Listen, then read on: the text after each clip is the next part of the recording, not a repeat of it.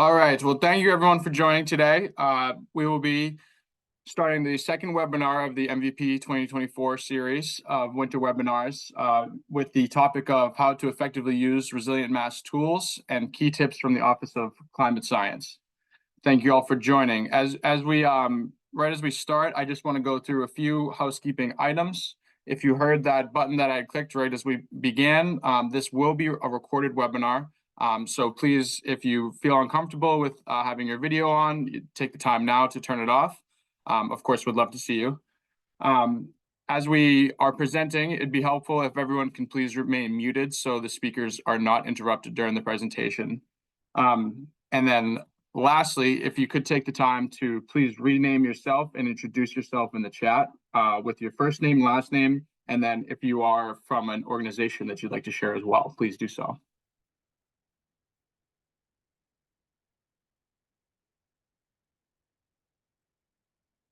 As we jump into this presentation, we're going to be, sharing, a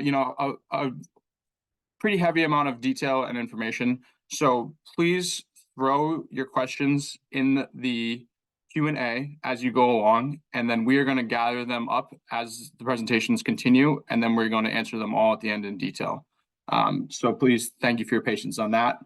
And then as questions may arise after this as well, please reach out to me at patrick.ford@mass.gov. And to introduce myself to anyone that I do not know yet, my name is Patrick Ford, and I am the Deputy Manager of Public Engagement for Climate Solutions here at the EEA. So looking forward to this webinar. I do also want to flag to everyone that we have recently updated our MVP newsletter, where it is now EEA-wide, and we're going to be featuring things, still heavily geared towards municipalities, but also, sharing a wide variety of detail. I'm throwing in now the sign-up form for it, also the registration for the upcoming webinar. We do have one more next week, and then we are going to be talking about a number of different resources today, and I'm putting all that in the chat now as well. Just so if you want to view it while we're talking about it, you can take the time to do so then. As mentioned, this is our agenda for the day. So we're going to be introducing the Office of Climate Science. Then we're going to be discussing the Climate Resilience Design Standards Tool, the Climate Change Projections Dashboard, the MVP Gear and ResilientMass Climate and Hazards Viewer. And then we're going to be featuring an MVP case study from the town of Hull, from Christian Cranforst, and we're going to be talking about how a project that he used was useful using our EEA data forms. So with that, I'm going to hand it off to my colleague, Edwin. Okay, thank you, Patrick. And hello, everyone. My name is Edwin Sumargo. I'm the climate scientist with the new Office of Climate Science at the Executive Office of Energy and Environmental Affairs. And today I have the pleasure of introducing the Office of Climate Science. So as I mentioned earlier, this is a relatively new office. We just started this past July 2023. And what is this office about? And the Office of Climate Science basically is an in-house authority and point of contact for climate science and data resources, as well as guidance within the Commonwealth. So we also serve as a conduit between different teams and agencies to ensure that there is a consistent understanding and applications of climate science and data for their respective implementations and efforts. So we will also see a little bit later that we have just launched academic climate science advisory panel, which will help us to stay up to date on the latest climate science and data, as well as different methods to ensure that we have the best available science to inform our decisions and as well as implementation. So next slide. Yeah, so briefly to pull out from more specific Massachusetts context, in the national context, as a brief context and background, that every state within the US has its own state climate office as well as designated state climatologists. So typically they are housed within a state agency like we are, or within an academic or university community. And until recently, Massachusetts was the only state without one. So we have the privilege of being to fill this gap now. So looking forward to answering any questions as well as anything that we can help each other, help all of you in terms of answering all of your needs with regards to climate science as well as data needs. So next slide. Yeah, so as I mentioned earlier, my name is Edwin Sumarko. I'm the climate scientist. I'm responsible for leading as well as developing this new office. I'm not going to go into every details of everyone here, but basically I'm just going to introduce that we are a team of three. I'm also joined by Margot Mansfield, a coastal hazard specialist, as well as Catherine Spence, inland hazard specialist and also hydroclimatologist. And we will also hear from both of them for presentations on different parts of our data and tools in just a few minutes. So next slide. Yeah, so what have we been doing as well as we are planning to do in the next few months as well as years? So basically, this is a simple presentation of the key agenda and timeline that we have assembled and we have tried to assume in the past few months. So if you see on the top, of course, that prior to the creation of our office, there have been a lot of excellent efforts trying to address the issue of climate change as well as how we can address the hazards and impacts related to that. So there are a lot of pre-existing projects, and our office has the pleasure also to assume a role within those projects, either as a lead or support to different efforts and agencies that have already led the efforts as well. And we will also see some of that going to be presented by our colleagues here, Caitlin and Margot, and also Sula in a few minutes.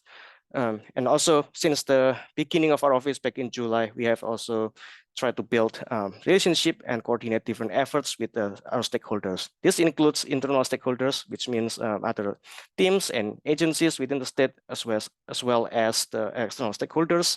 That includes all of you here, and that's what we are doing right now during this webinar as well. So related to that, we are also in charge of reviewing and trying to understand the landscape of climate data and resources within Massachusetts.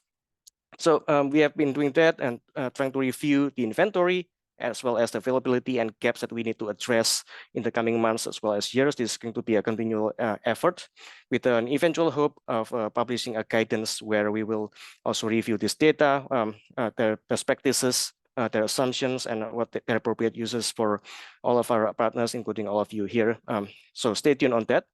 As I briefly touched base as well, we are convening Climate Science Advisory Panel. We actually just launched them this past January. We had our first meeting, which went very well last week. And in the coming months, we are also going to assemble focus groups that will focus on addressing specific issues, specific questions with regards to priority hazards and impacts within our state in Massachusetts.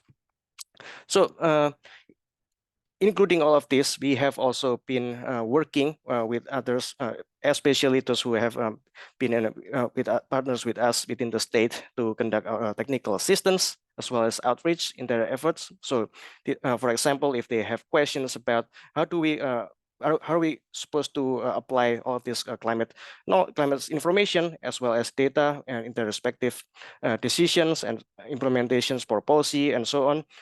So we are also here to answer those questions. We have met with them to help them, to give them assistance, how to appropriately interpret, and then also work together for appropriate implementations.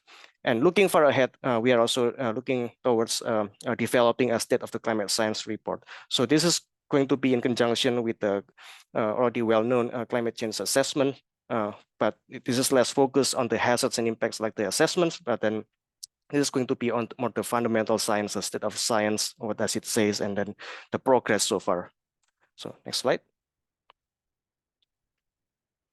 Yeah, so as I mentioned, we have also launched the Climate Science Advisory Panel. This group is made up of academic and other experts to advise us and guide us on the latest climate science, including the projections, hazards, as well as data development methods to inform different applications, particularly if we are talking about impacts on our population, environmental justice as well as other priority populations. So right now we are still in our early stage. We are assembling different items to make up our work plans. But basically, I also touch base on the convening and assembling topical focus groups in the next few months. Potentially, we are aiming at starting this spring to talk about these different issues that I just talked about. So stay tuned on that part as well. And of course, that because of they are experts, we want to tap into their knowledge on climate science and projections as well as trends that can help us to make sure that we can achieve all of the goals that we have mentioned before. So we are also going to ask them for guide in terms of how can we best address climate data gaps and how we can fill that in with any efforts, whether through procurements or other efforts that we can collaborate on. And also that we are also looking towards identifying additional areas of expertise that we still need moving forward and the related experts. And of course that in preparing the State of the Climate Science report. Next slide. So to wrap up, this is a roadmap of how our relationship is going to work. So this is a orbital diagram that briefly describes the role of our office as a point of contact within the state for climate information and data resources. And as a state agencies, we have been working and building collaborations and relationship with other state agencies, regional planners, local and municipal agencies, also federal partners. And also we are looking towards reaching out more to the community-based organizations as well as EG organizations and users. So by extension, now that we have the Climate Science Advisory Panel next to us, they will provide us, lend us with their expertise and knowledge with regards to climate trends, research and development needs, particularly any data resources that's appropriate for climate information and applications. Data services and accessibility issues that what best practices that we can get to ensure the best of the transfer of the knowledge and data, and potentially also the extended networks.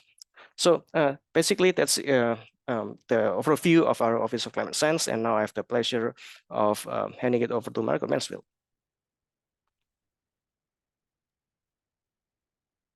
Can you please advance? Actually, go a few more, please. Edwin, did you want to touch on the office hours first? Sure, yes. So yeah, so of course that you can ask questions later when we have questions during the Q&A session, but then also that I would like to highlight a few of the office hours. This is going to be a first come, first serve basis. This is not going to be the limit, but these are some of the lists that we have set up to get together in collaboration with the MVP team here. So the first one is going to be on the February 27th at 10 to 11 a.m. And as you can see, we will also have ones on the February 29th, March 4th, 7th, and March 11th. So if you have any questions or you need to follow up in terms of exact availabilities and when this office hour is going to be, please feel free to email us at climatescience@mass.gov. Thank you. Next slide. Thank you, Edwin. So I'm Margot Mansfield, and I'm going to use this next section of the webinar to talk through how to use the Climate Resilience Design Standards tool and highlight some of the key hazard data sets used in the tool and an extra highlight on some additional coastal data resources. So why was this thing developed? It was developed to be responsive to multiple agency actions from the 2018 State Hazard Mitigation and Climate Adaptation Plan. There was a desire to incorporate climate change vulnerability, resilience, and adaptation standards into budgeting and capital planning.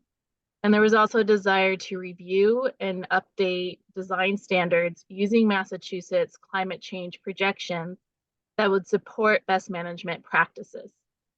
So led by the Resilient Mass Action Team, or RMAT, this interactive web-based tool automates the Commonwealth's available climate change data and provides a preliminary climate hazard exposure screening, asset risk scores and planning recommendations for projects. The goals of this tool is to make preliminary climate resilience analysis more broadly accessible, to inform climate smart capital planning and procurement, to provide recommendations based on consistent use of the state's climate data, provide a unified planning and design support tool that state agencies can use to administer grant programs, and to provide consistent information to municipalities hosted on resilient.mass.gov. We encourage use of the tool for projects with physical assets to screen and understand to what extent is the project exposed to extreme heat, extreme precipitation, riverine flooding, and coastal flooding. How sensitive is the project to these hazards that it is exposed to? And what design criteria or projected hazard metrics should the project consider or incorporate based on overall risk at the end of its useful life? In terms of access, there are multiple links on the Resilient Mass homepage. And once you are on the tools landing page, in the lower right image there on the screen, just click or register the blue button, and that'll get you to the tool. Next slide. In terms of when to use this tool, we see many opportunities, including using it to improve a state grant application, for example, MVP action grants, to demonstrate awareness of a project's climate risks and incorporation of climate data into design. Could be used for project siting. If a potential site is at high risk of climate impacts, it can be used to support consideration of alternative locations. And it can be used for project planning and design or procurement to incorporate the recommended design standards into early planning phases. Next slide. Okay, so there's a lot on the screen, and that's by intention. We wanted to highlight that there are many resources available to you to complement the kind of high-level walkthrough I'm going to do today. We also have a more detailed user guide, a training video that has timestamps, so you can skip around to content and come back to it whenever you need to. We also have a section with guidance and best practices and documents with information to consider how the tool output, what does that mean in terms of site suitability, regional coordination, and flexible adaptation pathways. And we have further documentation and training for some of the more technical data inputs for deeper dives. Next slide. Once you're in the tool, you'll see this tool reporting workflow with the different dials to indicate where you are. Green labels indicate that you've completed the necessary steps to proceed. After initiating a new project, you must first delineate your project footprint. There are tips on drawing project polygons adjacent to the map interface. And basically, you're going to use those drawing tools within the map interface to capture the footprint of the project site. We recommend drawing the footprint of the full project site and answer the tool prompts for all assets on the site, as opposed to drawing very small polygons around assets separately. For long, skinny polygons, for example, piped infrastructure, we recommend splitting into smaller chunks, both for tool performance processing reasons, but also for better interpretation of the climate exposure screening. And be sure to save those project polygons. Next slide. The next step in the workflow is the Project Inputs tab. Here you will be answering questions in steps 1 through 4. These are estimated to take approximately 10 to 15 minutes per project if you're only working with 1 or 2 assets. It is recommended these be answered by a project manager, someone with enough context to answer some core project information. Next slide. Answer a series of yes, no, whether the project is expected to provide ecosystem services benefits. As you can see from the little icons throughout, the tool interface does include guidance on terminology. But for example, will the project improve air or water quality? Is there pollution prevention or remediation? Will the project further decarbonization or carbon sequestration?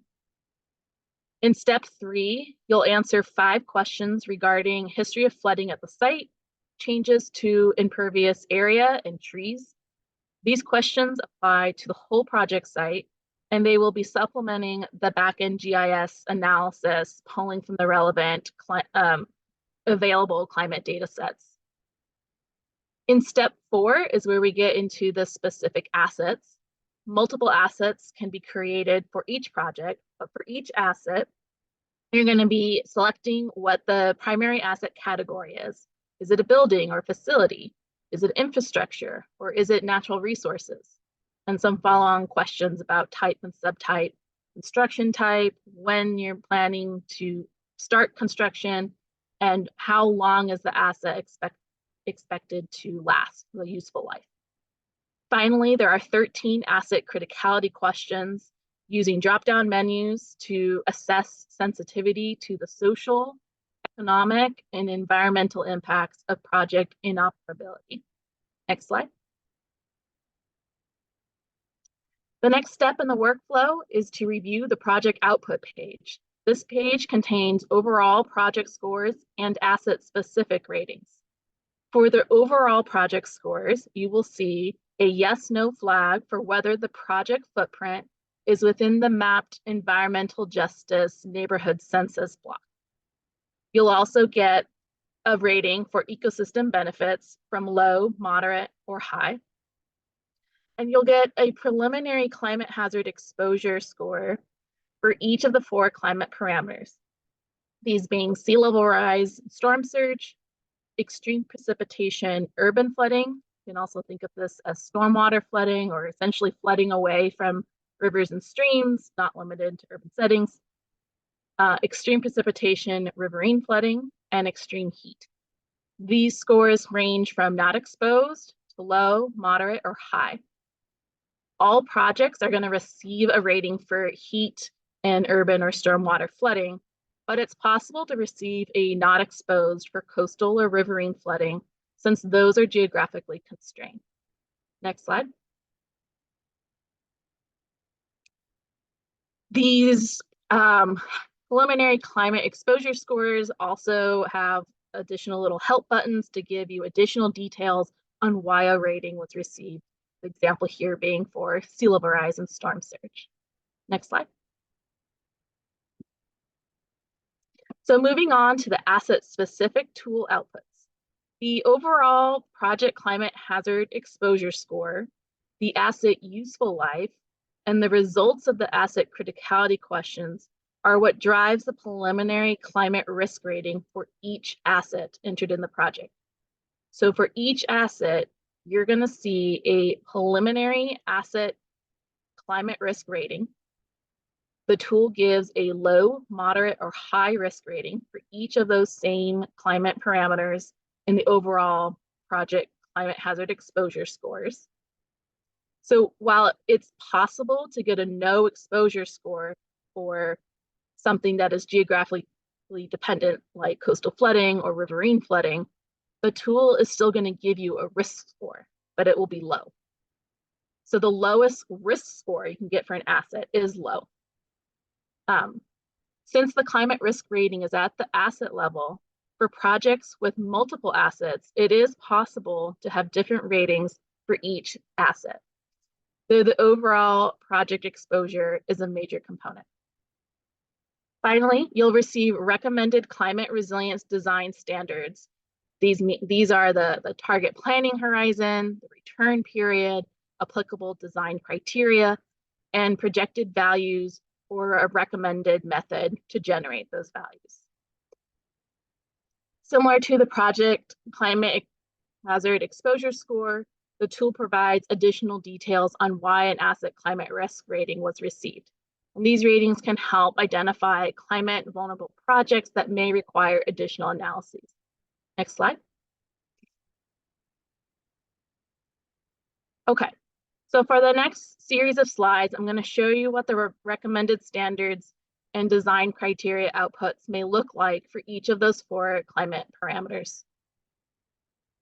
For each asset that you entered into the tool project, you're going to receive the following resilience design parameters to guide project planning, design, and review.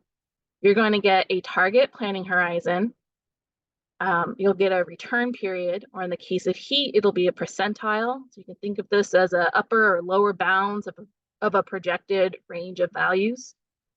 You'll receive applicable design criteria, and in some cases, a tiered methodology. Though through a few tool version updates, we've been working to add more of the projected values that are available directly into the tool rather than needing to go find those as external steps. For heat, so for example, for heat, we're working to add those values directly into this tool interface. And Caitlin and Sula from the MVP program are going to be speaking to where you can find this information outside of the Climate Resilience Design Standards. Next slide.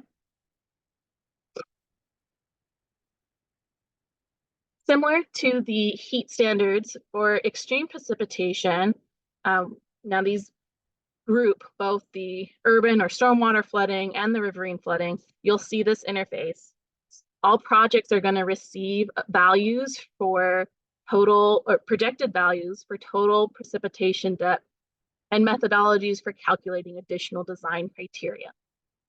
The tool only provides values for the 24-hour storm, but at various return periods depending on the project input settings. However, Caitlin is going to be highlighting a more robust climate change informed precipitation design storm data set later in the webinar as an additional resource outside of this specific tool. Next slide.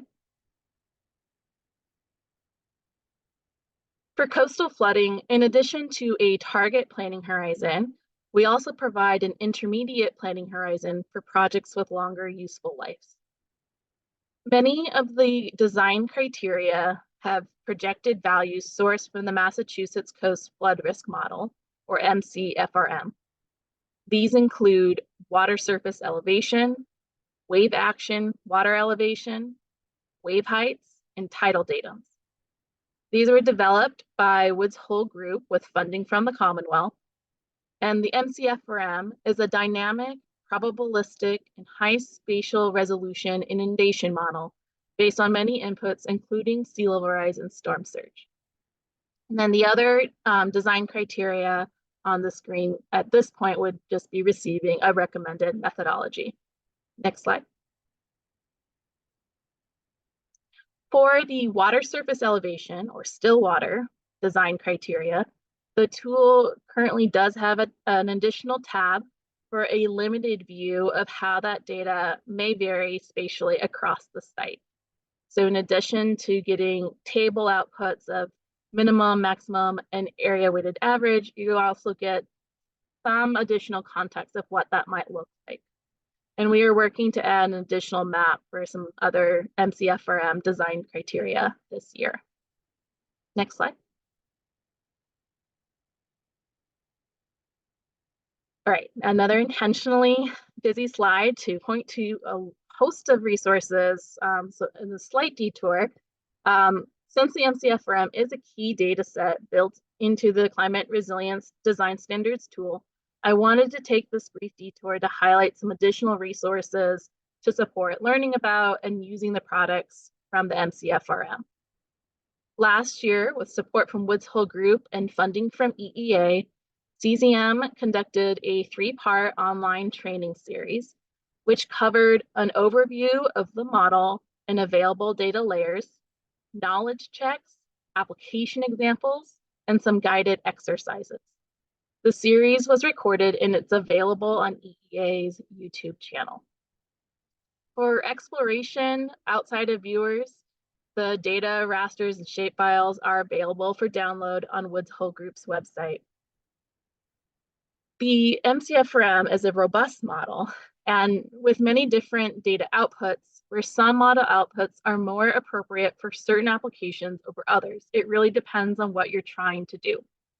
For that reason, we've been working on incorporating MCFRM layers on a couple of different state viewers including a couple of cesium viewers, and on the ResilientMass Maps and Data Center Climate and Hazards viewer, which Sula will speak to later in the webinar. And lastly, cesium has secured funding from EEA to work with Woods Hole Group this year to finish development of the technical documentation for the model. Next slide. Okay, I just wanted to highlight this cesium resource, the sea level rise and coastal flooding viewer, as it integrates some of the MCFRM layers with other related coastal hazards maps listed in the blue header. These maps include the National Oceanic and Atmospheric Administration's NOAA bathtub or static modeling of coastal flooding above mean high water, worst case scenarios of hurricane storm surge, and FEMA's coastal flood zones. Next slide. Within the MCFRM map tab, users can explore the probability of floodwater inundating the land surface at a particular location under future time horizons, 2030, 2050, and 2070, and the associated flood depth for the 1% annual chance coastal flood event for those same future scenario years. Next slide. To close this section of the webinar on the Climate Resilience Design Standards tool, I wanted to share a little snapshot of tool versioning and use by key stakeholder groups. In terms of MVP's use of the tool within the grant making process, they were an early adopter of the beta tool that was released in April of 2021. And it started off as a, as more of a supplemental kind of review bonus point, just to get people used to interacting with the tool and trying to make sense of what the outputs are. And it's really kind of grown over the years into more of looking for a narrative of, okay, so the tool is giving these outputs. What does this really mean for my project? Are you considering the future planning horizons or storm frequencies? Are you going right into the actual projected values? Are you using something else? Why? And so we really like to know how it's been going, and to that end, definitely looking forward to our MVP case study later in the webinar. And then just at the bottom of that slide, just a preview of some updates that we're currently working on and hoping to get those out later this year. Next slide. At this point, I will hand it over to my colleague, Caitlin. Thank you, Margot. I'm going to be covering the state's climate change projections dashboard with a focus on how to use it. This dashboard contains the temperature and precipitation data that Margot mentioned in the Climate Resilience Design Standards tool presentation. This climate change projections dashboard contains all the more robust data sets Margot mentioned that are being drawn from to provide recommended temperature and precipitation metrics in the Climate Resilience Design Standards tool. So I saw a question in the chat asking whether it's possible to access all these projections and for a particular location and time horizon. This is where you can go to do that for temperature and precipitation projections. So the dashboard is designed around a map. You can filter to a location of interest either through the panel on the left or through the map and look at a wide variety of different projected temperature and precipitation metrics in the panel on the bottom. Next slide. Thank you. So when to use the dashboard? As I already mentioned, this is a great place to go if you have, for example, gone through the Climate Resilience Design Standards tool and seen the recommended metrics and want to learn more. As Margot mentioned, we're working on putting some of the projected metrics that are available through this tool into the climate resilience design standards tool output. So if it's saying, hey, you need to plan for the number of days per year over 90 degrees Fahrenheit, this is where you might go to find those numbers if they are not already given to you through the tool. If the design standards tool is giving you a recommended planning horizon, or perhaps storm return period, and you think, I want to think about maybe a future, further in the future planning horizon or a higher return period as well, this is where you could go to look up that information and really see a wide variety of types of projected change for your area and the time horizon you're interested in one place. So that's a great application for this tool. For anyone looking to explore what future climate hazards might look like for their area, this is where to do that. The tool contains precipitation frequency based on climate projections. So if you're thinking about designing stormwater infrastructure or doing any kind of flood study, this is a great place to go for that. I saw a question in the chat about whether the Climate Resilience Design Standards tool provides any inundation based on precipitation. Unfortunately, the state does not have that. But if you're looking to do a study to model what might be inundated under future more intense storms, this is a great place to go for what those storms might look like. It could be used for a really wide range of applications. I think it's tough to cover anything here. It mentions screening for ecosystem or habitat risks in the future. Some of these metrics might be helpful for thinking about that, and so much more. Next slide. Great. So I am going to, at this point, walk through how to use the tool to look at watershed-based metrics as well as the precipitation frequency portion of the tool, which uses a slightly different workflow. But just to start out, I want to go over the different components of the dashboard. So I mentioned it's possible to filter to a location of interest through the panel on the left. There are drop-down menus, which users can use to select the watershed they're interested in, or perhaps the town they're interested in. It's also possible to click on one of the watersheds shown on the map, and the tool will populate with the projected metrics for that watershed. I want to mention that for the metrics projections, rather than the precipitation frequency projections, all metrics are presented for the watershed. So even if you navigate to a specific town, all the other towns in that watershed will have the same projected metrics with the exception of the precipitation frequency data. So you can see a really wide variety of projected metrics in the panel on the bottom. I hope you can also see the tabs along the bottom that show the different sort of categories for those metrics. I will go over what is on each of those in more detail. If you're accessing this tool on a smaller screen, you may only see one of the tab names and some arrows. So just be aware that you can navigate between the different tabs via the arrows if you're viewing this on a small screen.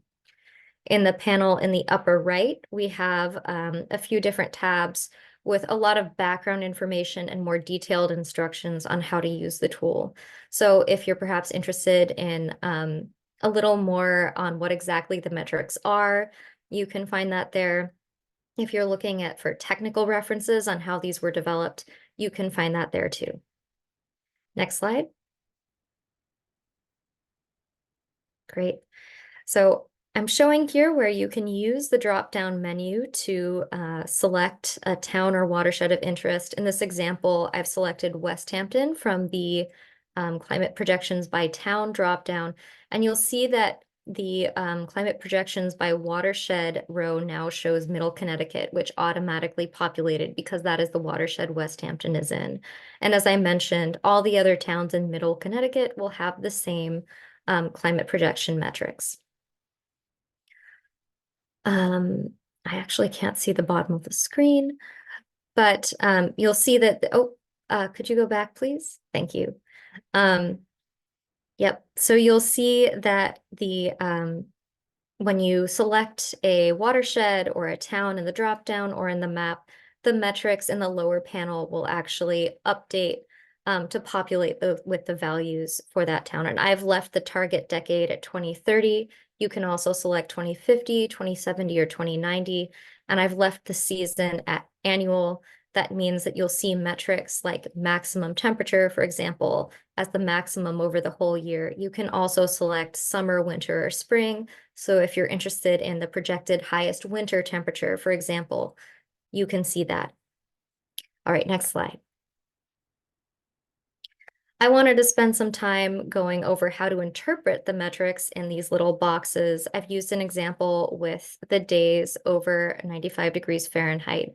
The big number in each box is the middle of the pack of climate model projections, framed in terms of change.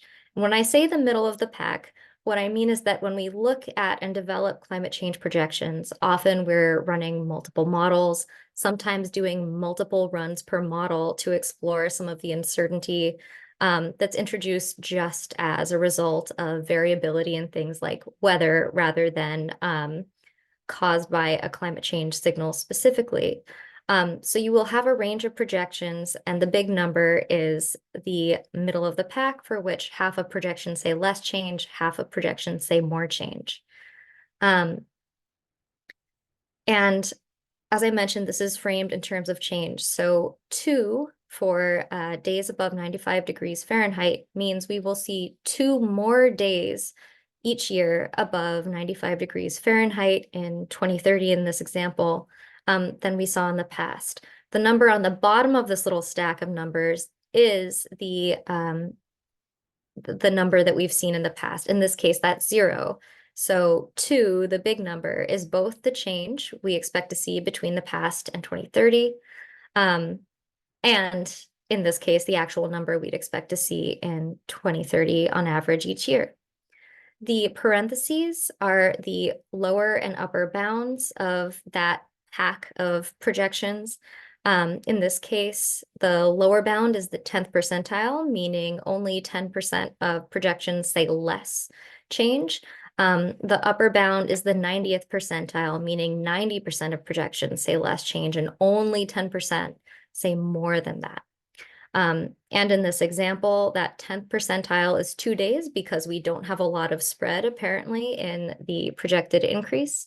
The 90th percentile or upper bound is 5 more days per year over 95 degrees Fahrenheit by 2030 than we've seen in the past. All right, next slide. Great. So I mentioned I would go over all the metrics we have on this dashboard. So the average and cold days tab, the hot days tab, and the precipitation tab all have different watershed-based metrics, which can also be accessed by selecting a town. And the metrics are really designed to cover a wide variety of potential applications and impacts that might be of interest. So you'll see that we have kind of coarse or first order type metrics like average temperature across the year, which give you a sense of the type of change you might see, but might be a little less directly related to specific applications.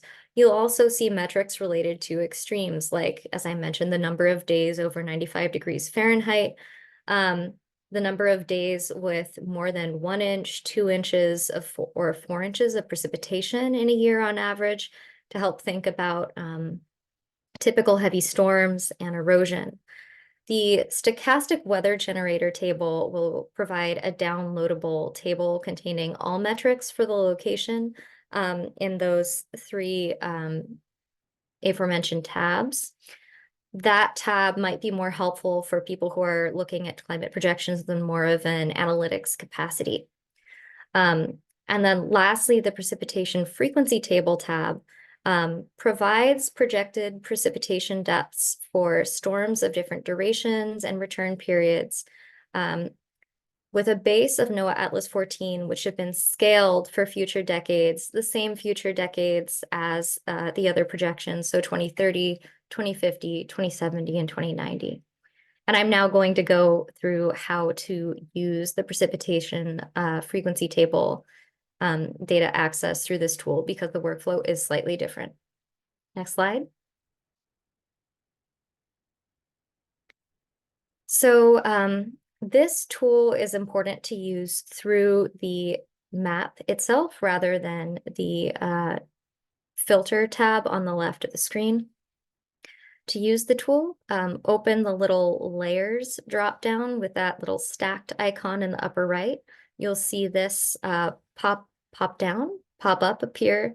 And what you want to do is click on the little eye next to IDF sites. IDF stands for intensity, duration, frequency, relationships for extreme precipitation. And you'll see these little blue boxes appear on the map. The blue boxes are down-sampled NOAA Atlas 14 locations. For those of you who are familiar with that, which is kind of the standard federal resource for precipitation frequency values used in design storms, which does not currently include climate change.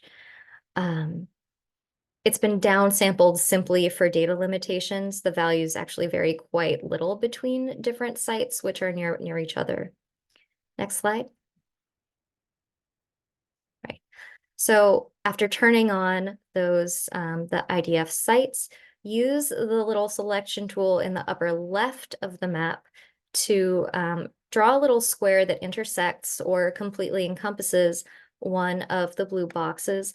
I recommend, if you're interested in only one site, intersecting the box, because if you draw a square that intersects multiple boxes, you'll get values for both of those sites, which could be confusing or more information than you're looking for. You'll see a pop-up that will list the IDF site name, in this case, 4137. Next slide. The table in the bottom of the projections dashboard will then update to contain only precipitation frequency information for that site. So you see I've drawn a blue box around all the site numbers, which show 4137. Next slide. So say you're interested in looking for the 2050 24-hour 10-year storm because you're thinking about perhaps designing stormwater or green infrastructure. To find that, you'll scroll down to the tool until you're seeing 2050 in the year column, and you will then kind of refine your navigation to also look at the 24-hour storm duration. You'll then go over to the column where you have 10-year and the column name. The column names are a little bit kind of raw in this form, but what the 50th extension just means is that you're looking at the 50th percentile of the projections for that duration and return period. And again, the 50th is just that middle of the pack. And so you'll see this, this cell in the table, which will have the 2050 24-hour 10-year storm as the upper number, which is 6.6 inches for that location in West Hampton, and the 10th to 90th model percentile value of that storm. So 5.9 is the value for which only 10% of the models indicate a lower change, and 7 inches is the value for which 10% of models indicate more change in that design storm. And I believe that's it for this. So again, this is a resource that you can use if you're thinking about doing perhaps a flood study, where you want to bring a climate change lens to that study. As Margot showed, the climate change projection dashboard will bring in the same data set for a recommended return period and time horizon for a particular asset you're interested in. And if you want to study a couple different storms, potentially different durations, this is where you could go for that. Next slide. And with that, I'll turn it over to my colleague Sula. And Sula, before you begin, just one thing I want to flag is thank you for everyone that's been tossing questions in the chat. We're pulling them all and we're going to answer them at the end. So please don't get frustrated if you haven't heard the answer to your question yet. Thank you. Hand it back to Sula. Hello, I'm Sula. I am the GIS specialist with the climate team, which primarily works with MVP and also the Office of Climate Science, and I will cover another tool. The ones that Caitlin and Margot mentioned are great and have some specific use cases, but there may be times when it is helpful to be able to browse around and explore this data more broadly. So a tool that allows you to do that is the ResilientMass Climate and Hazards Viewer. You can turn on the map layers on and off for the data sets included in the tools that have been discussed already. So it includes projections like number of days above an inch of rainfall, average and maximum duration of heat waves, and many other of the climate projection scenarios that are included in the tools that have been mentioned. And those data sets are available for each of the 4 decades listed on the slide. This viewer also includes sea level rise projections from 2 different sources. It includes the MCFRM coastal flooding data and FEMA historical inland flooding data.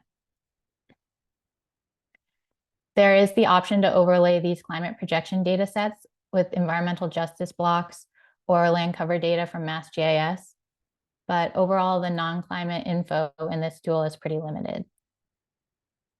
And the data sets in this tool can be downloaded from the Maps and Data Center page of ResilientMass. Next slide, please. So here's what the Climate and Hazards Viewer looks like when you open it up. You can see that by default, watershed and town boundaries are turned on. And in the left pane, there are many other options for political and administrative boundaries to use to view the potential climate impacts for your area of interest. There's also the option in the top right corner of the map to enter your location. So here I have entered my neighborhood, which is Jamaica Plain in Boston, and I want to look at some of the climate projections.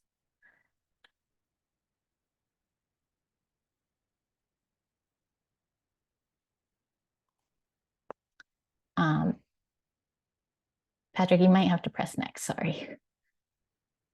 Let's see.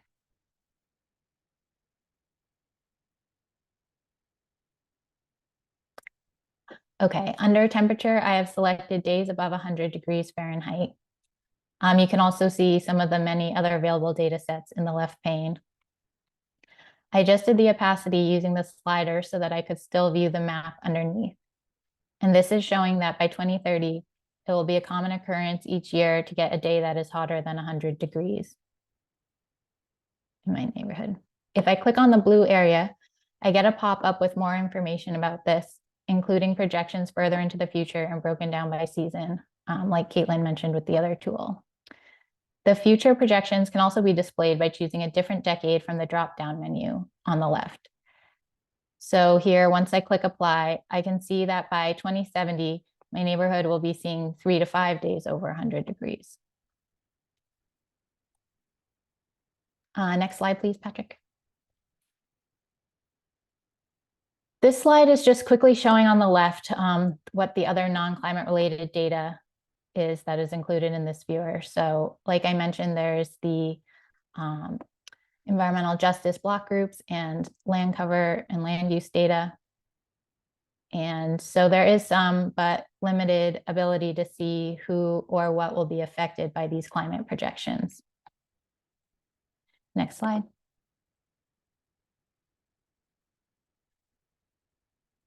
For less technical planning purposes, there are, it can be more important to get a more comprehensive picture of who and what will be affected by climate events.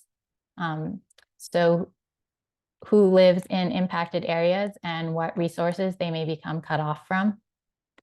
And there's another tool available called GEAR, which stands for Guides for Equitable and Actionable Resilience.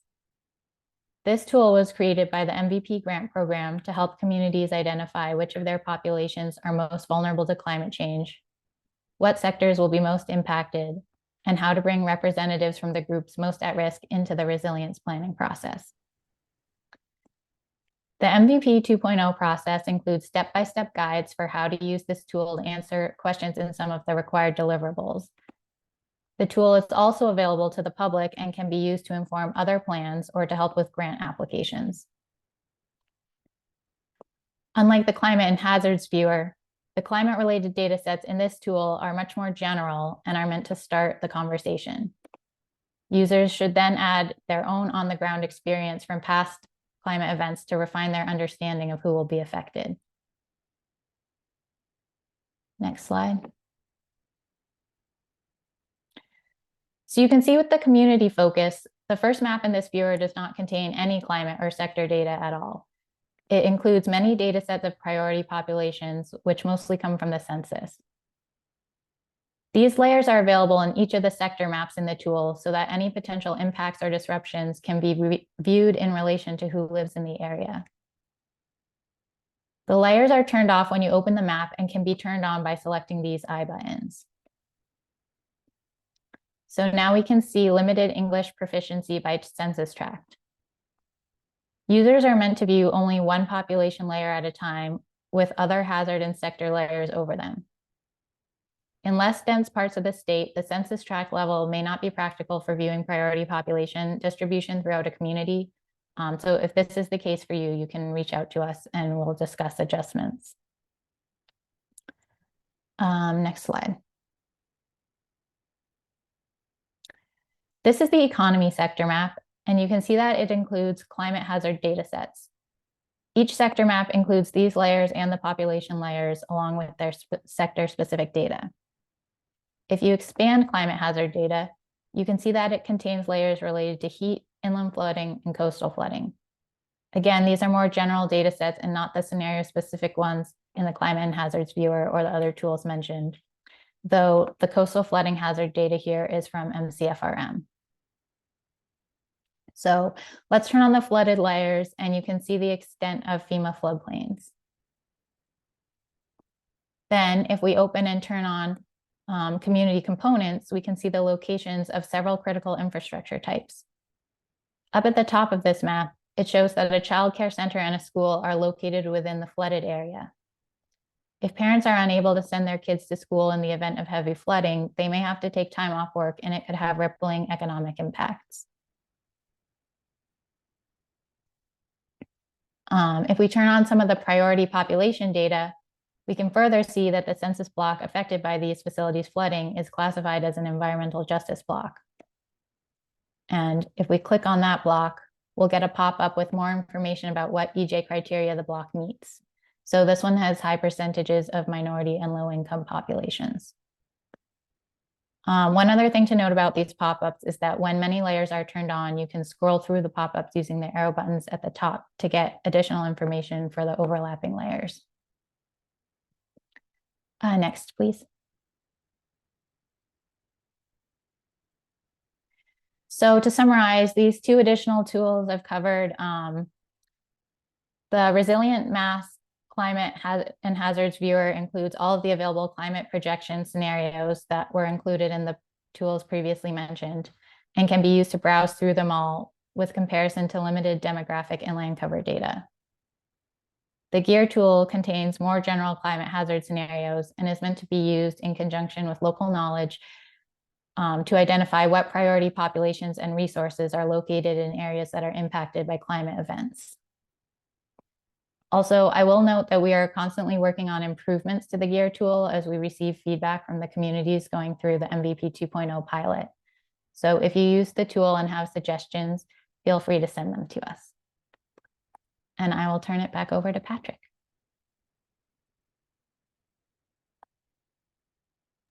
Thank you very much, Sula. All right, so we are going to do, Chris, thank you very much for your patience. We are going to shift really quickly because I think there's going to be, it's going to be more helpful to answer a few of these questions now while it's fresh in everyone's memory and then turn it over to Chris after. So I'm just going to jump into a few of these questions real quick. So first one, we have, it seems that the Climate Resilience Design Standards tool is most relevant for known projects at known site locations. How should climate data or recommended design standards be assessed for preliminary assessments? For example, modeling a watershed to help identify potential flood mitigation projects. And Caitlin, I know you're going to hop in and answer this one. Yeah, I think Margot may have thoughts to contribute as well. For a preliminary assessment that's looking at a larger area, I know the tool has kind of a limit on the size of the polygon that can be run through the tool. I would potentially, when thinking through that kind of preliminary assessment, look at something like the climate projections dashboard or the climate and hazards viewer, especially at a watershed scale. The projections on the climate projections dashboard and the hazards viewer, other than precipitation frequency, are coming at that watershed scale. So depending on the size of the watershed you're looking at, that can be a great place to start and get that kind of watershed-wide regional sense of what the projections say. The climate and hazards viewer will also allow you to look at kind of finer scale contextual data sets like SULA reviewed, such as flood zones, land cover, etc. I think, Margot, please jump in and correct me if or refine, but I think looking at a few example sites through the climate and climate resilience design standards tool for projects of the type you're considering can give you a sense of what the recommendations are going to be in your area. The actual projections tend to vary pretty little across space.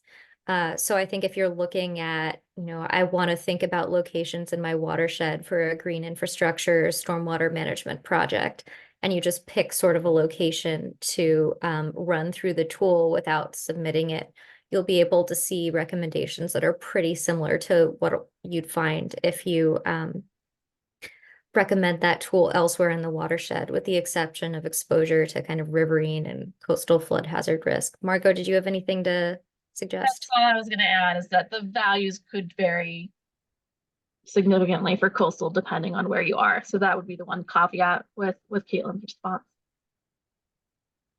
Great. All right, next, at what stage of a project would this tool be used, and could it be used for something hypothetical, such as zoning for housing, for example? So I'll take this one. I kind of view it as a alternative answer to the question that was just asked previously, which is, the climate resilience design standard tool really is best used if you can draw a physical asset. It really is meant for that asset level screening as opposed to for town-wide assessments. It's best to use the tool early in the planning or conceptual design, and you can continue to use the tool throughout as the project progresses.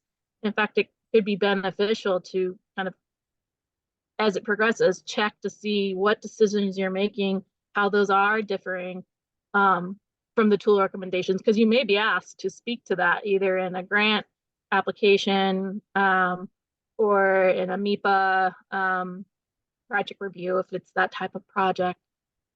So we, as Caitlin was saying, we recommend to use the more exploratory tools, such as the ones that SULA covered, for those more bigger footprints or hypothetical uses at least for a first cut. Caitlin, did you have something to add? No, I don't think so. Great. All right, next. For sea level rise, are dams that regulate tidal influences accounted for in the model? And then, Margot, I know you have something to throw in the chat for this as well. Yeah, so I think the question was, the Amelia Earhart and the Charles River dams are both accounted for in the model parameters. And just another plug for the MCFRM training, because it does cover the model parameters and key model limitations. So I will drop that link in the chat again. Great. Next, are the projections presented by watershed or by location?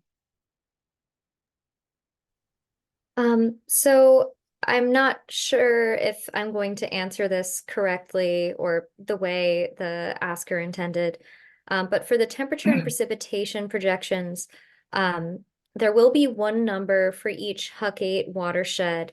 It's possible to access projections by town as well through the climates and hazards viewer, but you will just get the number corresponding to the watershed.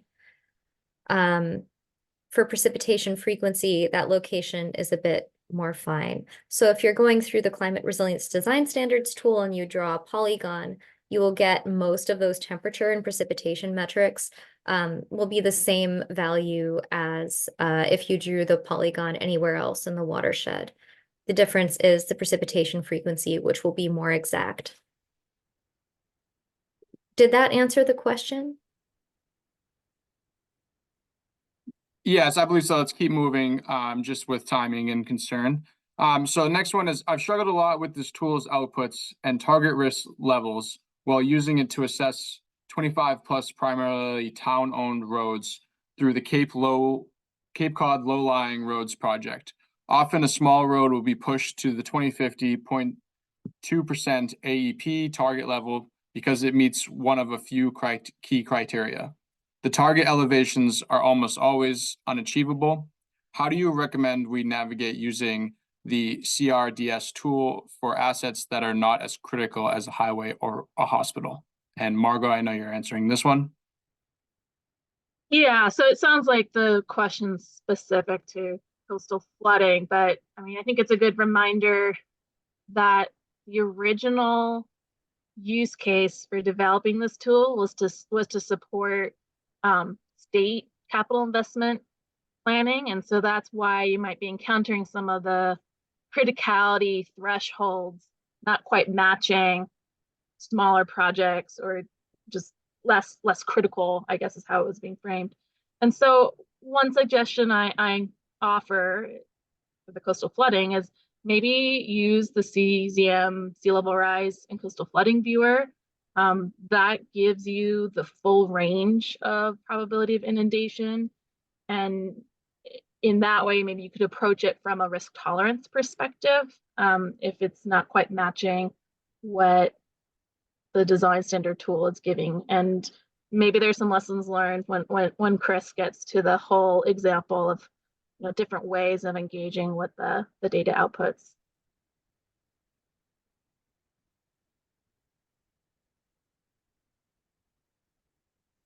You can move on. Great. And then next is the town of Windsor has 3 watersheds: Westfield, Hoosick, and sorry if I'm mispronouncing anything, and then Housatonic. Which metrics would it get? And Caitlin? Yes, so I tried this in the climate and projections dashboard. It looks like it's getting metrics from the Westfield. That doesn't mean you have to use metrics from the Westfield. As I showed, when you select your town in the dropdown in the climate projections dashboard, the map in the dashboard will actually zoom to your town and you'll be able to see the different watersheds that overlap it. So if you're being assigned a watershed that maybe isn't where your town has the biggest area, you can just click on the watershed where your town does have the largest area. And look at the metrics for that watershed. I would say that metrics tend to vary relatively little from watershed to watershed, especially adjacent watersheds. You can still take a look at what the different watersheds your town overlaps with says. I think because the projections are presented at that watershed scale, they tend to capture a little less the fine scale variability that can be caused by things like the heat island effect, elevation, other land cover.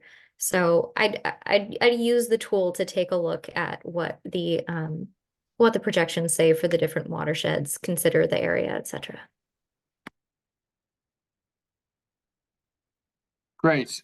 And then next, heat stress begins below 90 degrees Fahrenheit, especially if there's humidity. Is it possible to extend the tool in the future? Yes, this is a great question. So our current temperature and precipitation metrics don't include any projections for humidity or relative humidity, which is important in considering heat stress, heat index, the impacts of heat on people. We are looking into currently working on updating these projections to incorporate improved and advances in the downscaling technology. When we do that, the plan is to incorporate relative humidity as one of the projections. That is a few years in the future at this point. For now, the tiered methodology in the Climate Resilience Design Standards tool will provide instructions for how to estimate relative humidity in the future. and factor that into the temperatures that are already available through the tool. But that's a great question. Great, thank you. And I know we ran through a lot quickly and there are a few more questions, but we are going to have to move on to the next section. And we're going to be answering those at the end. So the next section, and I realize that we've thrown a lot at you today, but I think this material is all really important and it's important to understand actually how to do it. What we want to display next is actually, like I had mentioned before, Chris from the town of Hull will be joining to talk about his experiences of actually going through the process as an applicant. So we're excited to share his experience. And with that, I'm going to hand it off to him. Yeah, thank you, Patrick. And I'm really excited to be talking with the Office of Climate Science and working with some what I consider well-formed in minds with Edwin, Margot, Patrick, Caitlin, and Sula. Thank you today for that overview.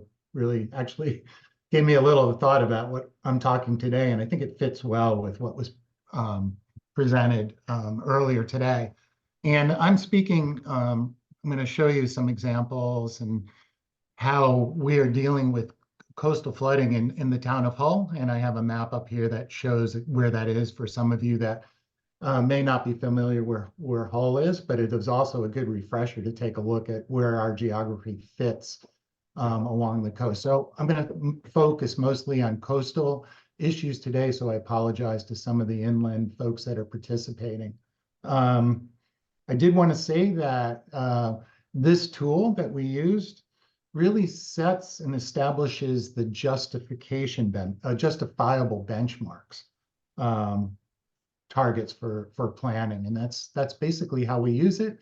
And I think that's the intent. And I don't have control of the slide, so you can just advance to the next. And this is a little bit. Yeah, just feel free to shout out as we go, and I'll I'll run it along. Absolutely. And I did want to show you sort of a little bit of background to set in the area. So we're talking about Hull, and I think what I'm going to do is take a step very local from my municipal agent lens, and then expand out. And then, you know, I think it's by slide 8, I asked the question is, how does this ResiliencyMass tool work for the projects that I'm going to talk about? But I did want to, just because recently we've had some coastal flooding, and I know there's a real nice distinction in the tool that talks about the different types of flooding, and in Hull experiences flooding that's either due to coastal storms and overwash or sea level rise effects from the water level in Boston Harbor, and then what is classified in the tool as urban intensive rain events, so pooling of intensive rain events. And since we had our 4th highest, and I forget 6th or 7th highest water levels in Boston Harbor on record in January of this year, one of the things I did look at was what were the highest records over time in Boston Harbor. And what this slide shows is that 13 of the 20 highest Boston Harbor levels have occurred since 2005. So this emphasizes the need for managing climate change, not in the future, but here and now. So we're showing that. And the reason I bring this up is, next slide, please. Thank you. We're going to look at an area in Hull, and I'll show you exactly where this is overall. That shows that there's, you know, coastal inundation and flooding is a huge issue. And, you know, how severe is this, and what can we do? So one of the projects the Office of Climate Science is asking to highlight today is this area we call the Hampton Circle Area Project, which we've been funded through MVP to look at climate adaptation strategies. We're building a climate adaptation roadmap and coming up with how do we implement adaptive strategies to this area. So we're really pressing this idea of sort of town floodplains management at a really local level, and relying on input from both national and state level tools and data. And so how do we arrive at what we can do here? And like I said, I think one of the nice things about this tool is it establishes what I call justifiable benchmarks to target for planning. And that's in many different aspects. Next slide, please. So this is January 13th of this year, fourth highest water level, at least by my estimate. I might be corrected with more detailed analysis of flooding in Hampton Circle area. We had a community outreach meeting for folks in Hull to sort of take a look at this 20,000-foot view of flooding. Most of the residents, a lot of the work that I do is actually community engagement and information exchange.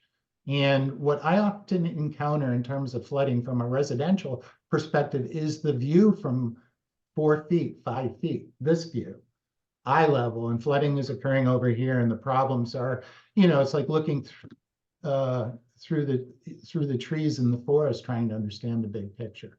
And so we found that this drone survey and these shots were very informative, and they actually had applications on some very important climate change management in the real time, which is beyond the scope of this. But anyway, I wanted to show you this picture. Next slide, please.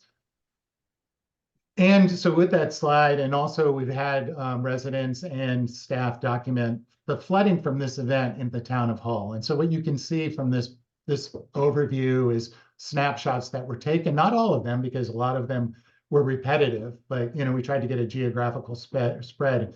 And the January 13th Boston high water level, where are all those pictures? They're on the harbor side. So it's that inundation. And so we're trying to document this too as well. Not only from what do we predict based on the tools and some of the funding we have, but what's happening on the ground and how does that local observation mesh with what is being predicted, what is being used in those predictive models, and how do they compare? Next slide, please. Okay, and so we obviously have these flood risk models developed for the town. This is the MCFRM output, specifically tweaked for the town of Hull that Ann Herbst from MAPC, before she left there, provided for us. And this is a data layer that we provide for folks that are looking to do floodplains development in the town. And I'll briefly talk about how the tools that we're talking about today may be very important in linking into the development of floodplains management, maybe even specifically floodplain bylaw adoption for the town of Hull. So one of the things I think what I would like to show with this is, it talks about the different annual chance of flooding for the town of Hull. Geographically, the flooding area in Hull doesn't change that much. So we could look at seawater levels, and we would find that the areas that are outside of the floodplain are pretty consistent.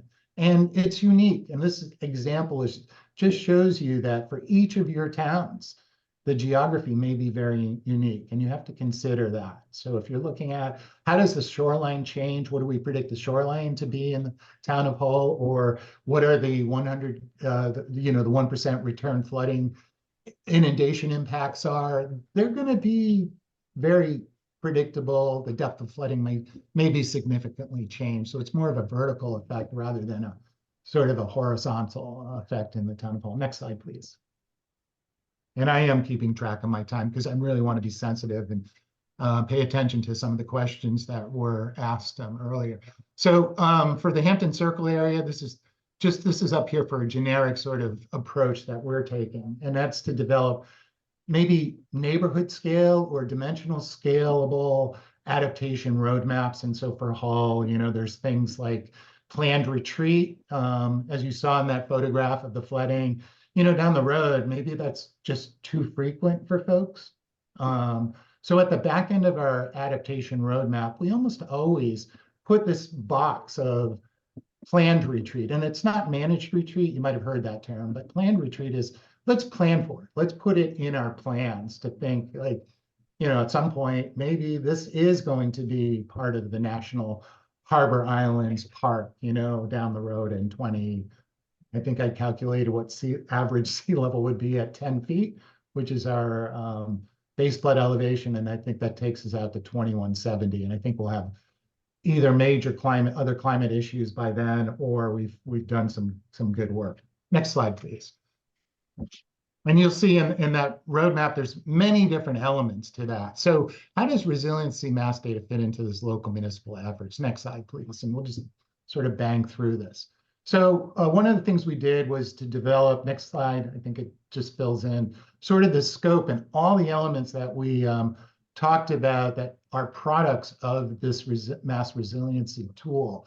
And, you know, things like projected tidal datums. And I'm going to give you quickly some examples of the outputs and how we presented this into a memo. And again, this is to set those benchmarks for our designs and approaches to what we're trying to do in, for climate adaptation in Hampton Circle. And is this transferable? What, and I'll briefly talk about our next project that we have teed up with CZM that's going to rely on a ResilientMass tool also to give us some parameters. So next slide, please. Yeah, you can, next slide. So we do keep track of all the assumptions and data that we're using.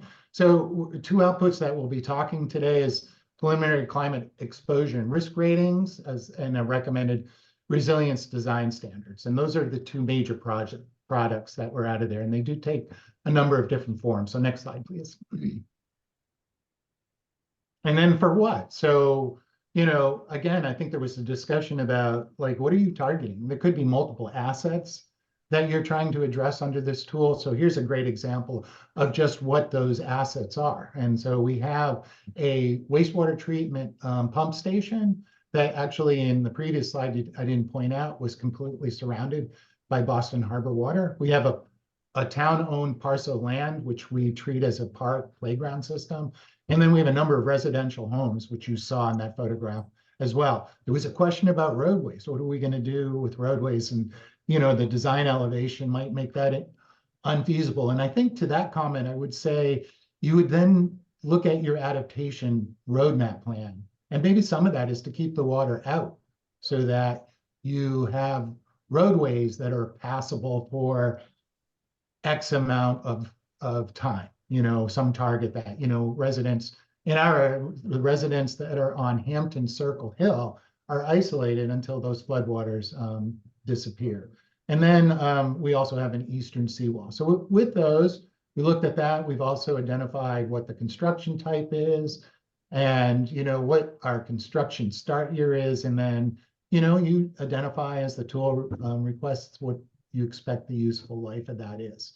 One question behind all of this that I want to address here is, what is the municipal's responsibility to implementing climate adaptation measures in this? And we're exploring that with the neighborhood as well. Next slide, please. So, and I'm not even going to step through all of these for the sake of time, but as you can imagine, you'll get scores of what hazards you should be addressing. And it's no surprise to us. We've been through this exercise through a number of different avenues.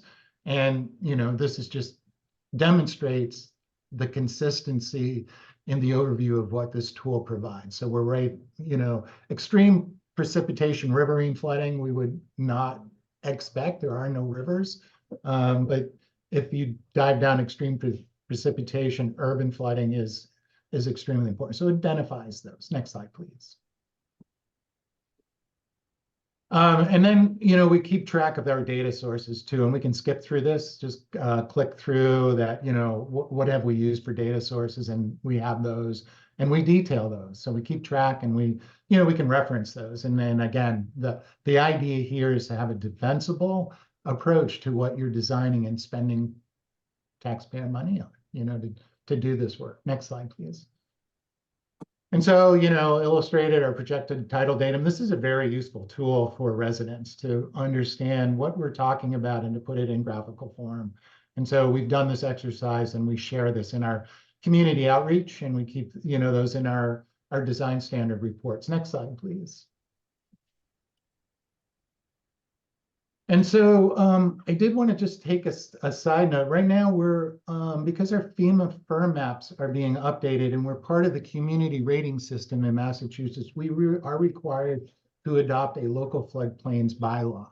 And in that bylaw, we are required to consider climate change.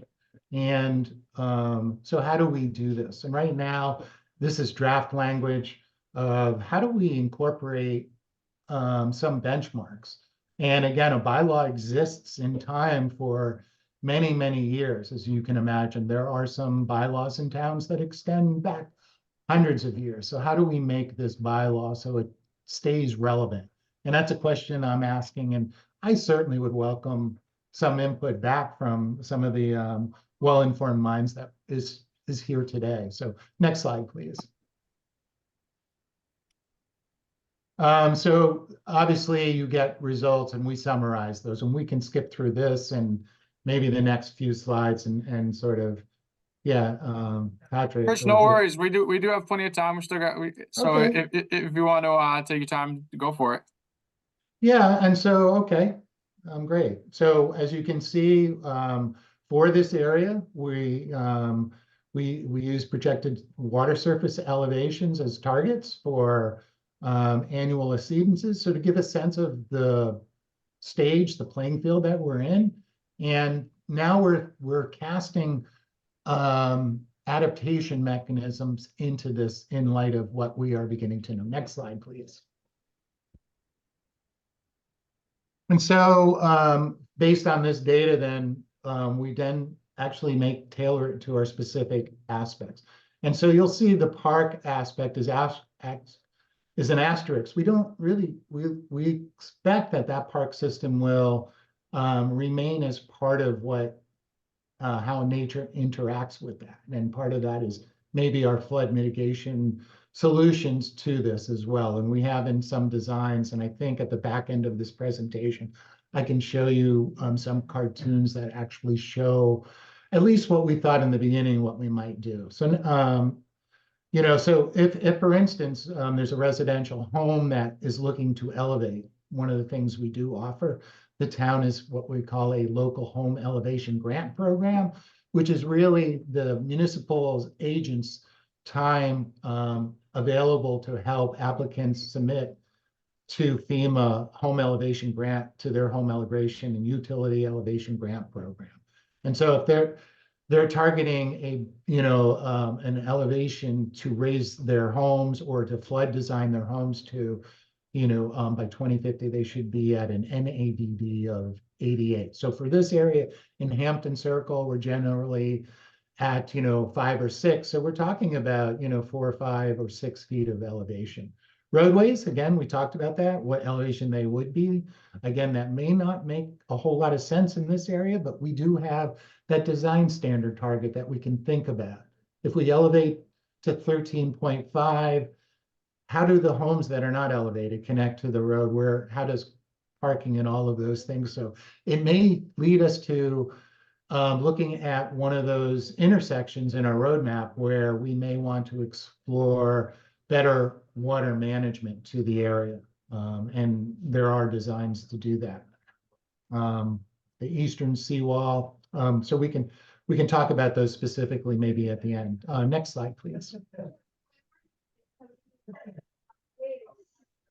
Yeah, so the other element is not just static seawater, but projected wave heights, and then and again for each of the assets, we're able to get sort of that target horizon that we should be thinking about designing to, or at least in our preliminary designs, or coming up with alternatives to address those targeted heights if they're not achievable. Next slide, please. And so, yeah, that's just the graphic that's associated with that determination. Thank you. And then that includes, wave action water elements too. As you know, the standards for the Wetlands Protection Act, the coastal aspects are being upgraded. The redefining performance standards for land subject to coastal storm flowage and new design standards for overwash zones. And so wave action impacts the limit of moderate wave action becomes an important aspect. And we're thinking about what those wave action elevations are in that design.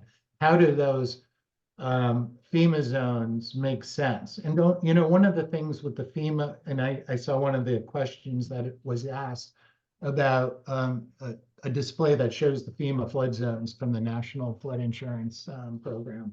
And those have sort of site-specific nuances to those. There are letters of map revisions and amendments that exist that if you're a floodplains manager or you're trying to develop in the floodplains, you have to be aware of those. So we have to be careful about some of the online data to ensure that we are capturing some of the data that isn't present in that as well. Anyway, yeah, next slide, please. And again, those 5 assets that we had, we targeted. So we have all the different elements of elevation design standards that we should consider. And in some cases, wave action may not be important if, for instance, it's some sort of structure that is designed to allow water to flow through and has no wave impact element to it.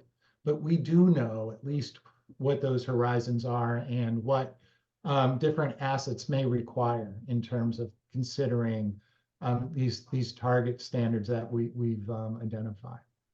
Yeah, next slide, please.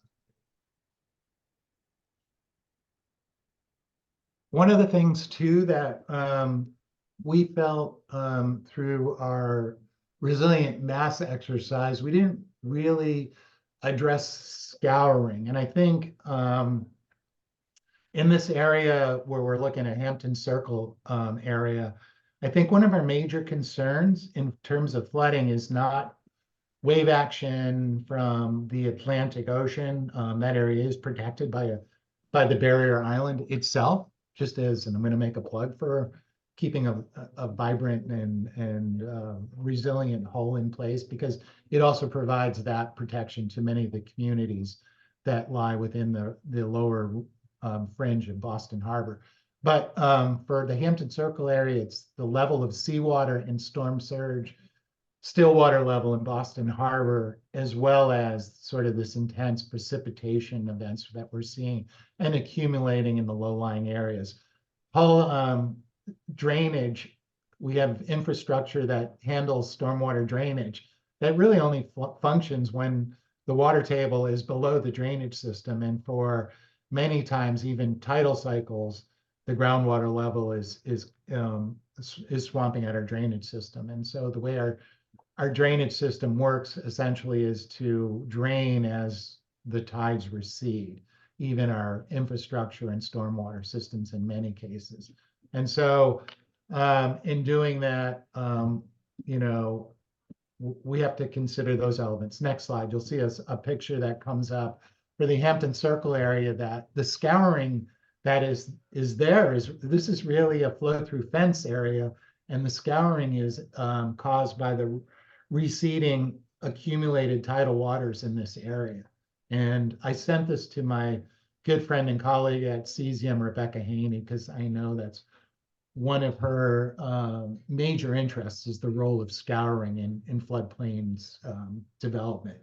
And we should think about, as we're developing and elevating homes on piles, that there are ways to deal with scouring. And it'd be nice if there was a tool that would identify in maybe even a course scheme where that might be designed. And in many cases, we're finding that scouring pads around pilings are an important design element that we might want to consider. So next slide, please.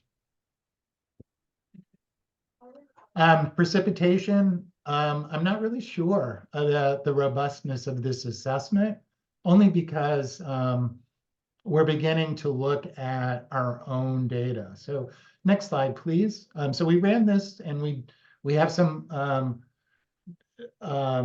design storm targets that we've identified through this process.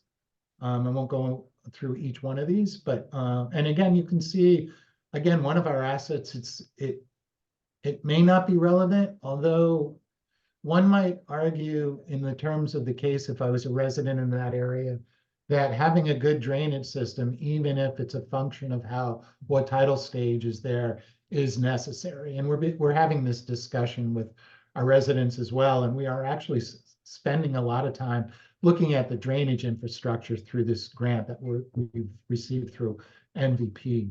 So even though our grant has done this exercise and maybe has identified different elements to the assets we're looking at as maybe not applicable, there are other concerns that local knowledge and local design and experience feed into that. This provides sort of that, what I call the dock for which to step off on and wade into these waters. So the park is actually an asset that is elevating it in importance in how to address our climate adaptation roadmap for this area. Next slide, please. So the rainfall data, if we can go back one slide. So I didn't realize this, but Jason Bertner from CZM alerted me. We were looking for some very local rainfall data to begin to estimate some of our urban flooding impacts in real time. And I am a little bit of a data geek, but I was interested in looking at what happened in the last 2 years in terms of rainfall, as it seems that we had just seemed to have gotten out of a fairly dry and drought period to one where we seems like we were experiencing rain events almost every weekend. Weekends are very important to many of the residents and tourists that frequent Hull, but also we were noticing, calls to DPW for stormwater management. And so what are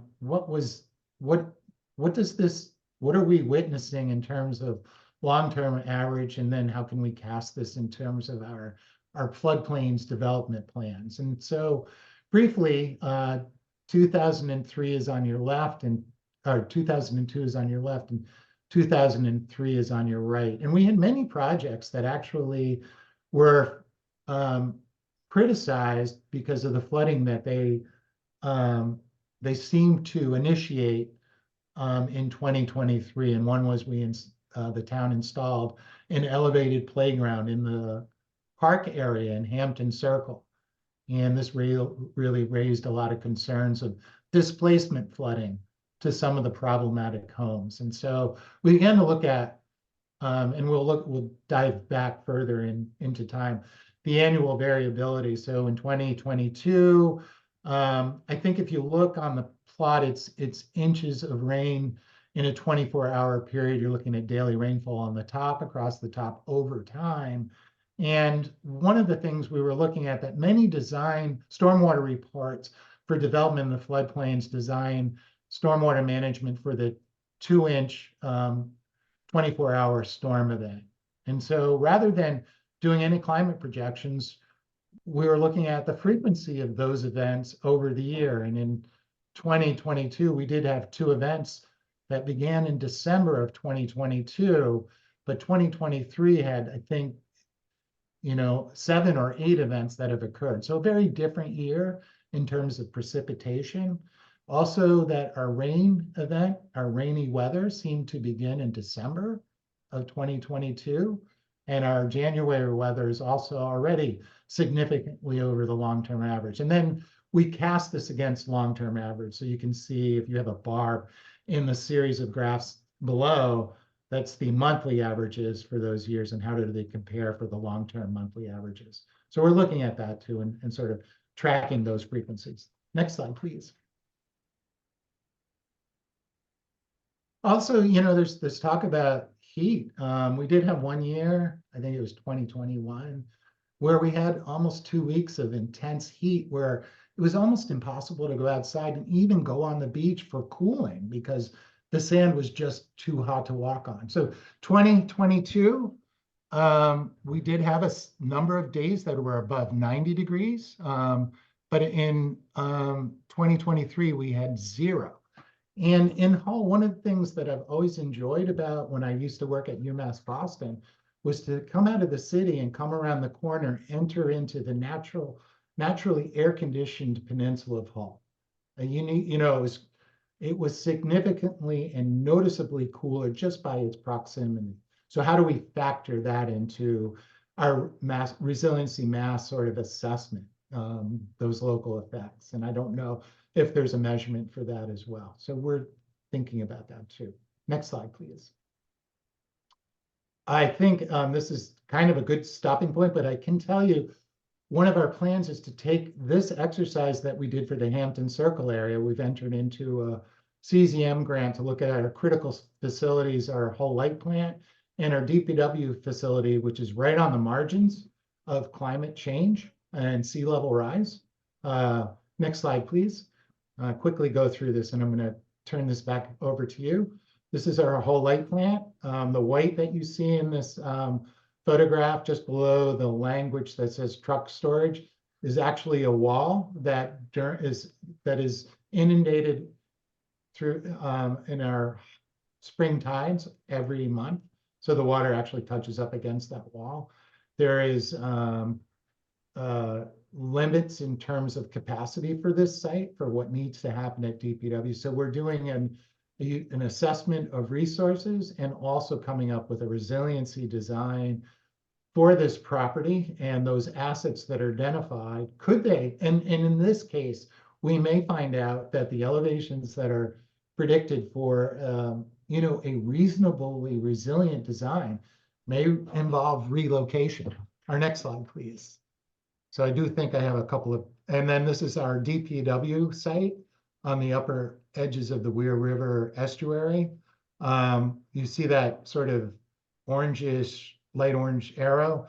That area frequently floods during king tides, and January 3rd, that whole back area was flooded. And then during coastal storms where storm surge is significant on top of sort of spring tides in Boston Harbor, the water can get up to the building. So we're looking at designs on that. And this area, one of the alternatives is maybe to convert this into a park area and relocate or form maybe a cooperative with the neighboring towns as a united DPW operations. Next slide, please. I think that might be what I have. If you want to scroll through quickly, 2 more slides for those of you that were curious as to what, next slide, what a roadmap might look like. So we did, the end tools were to design these assets. And here's just a quick 2050 site design.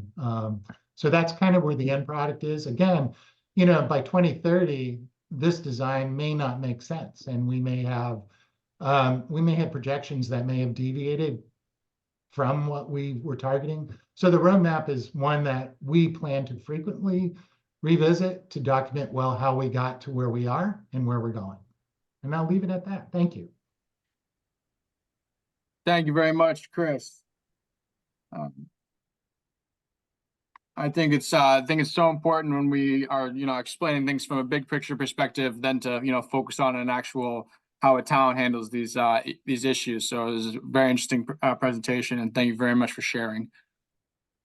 So we do obviously have a few minutes left. So we're just gonna shift back to the Q&As. I'm sure people may have some questions on Chris's presentation or from previous times. Please throw it in the chat, or if you feel more comfortable raising your hands and speaking, feel free to do that as well.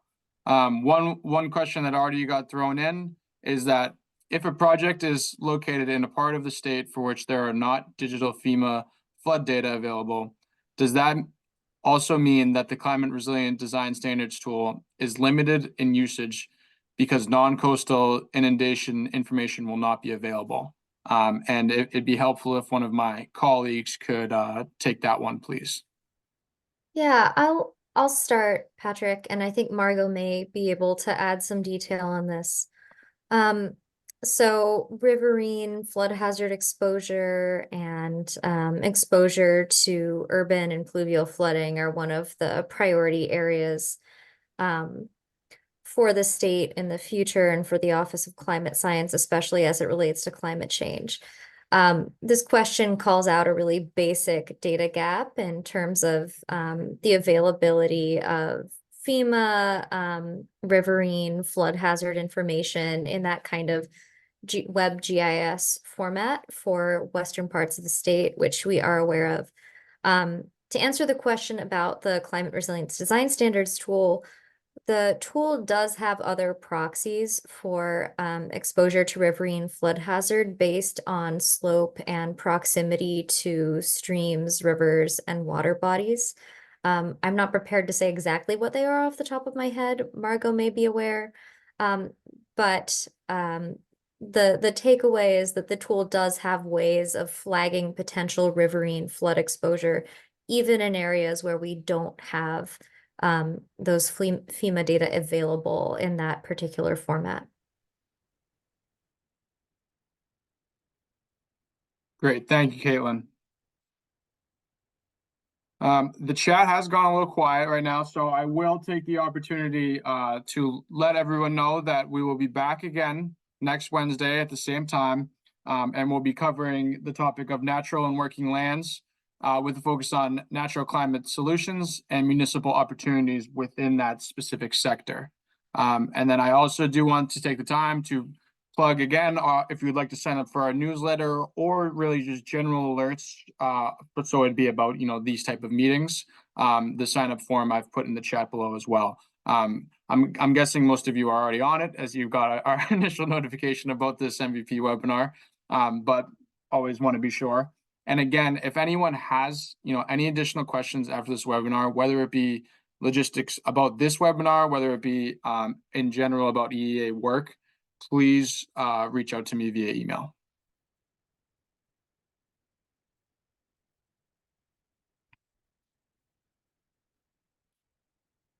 And if I'm just kind of last call on questions, if you have anything, please shout it out.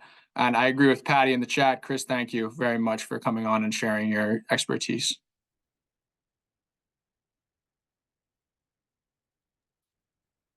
Patrick, I just wanted to acknowledge the comment from Angela in the chat about the particular challenges for rural communities and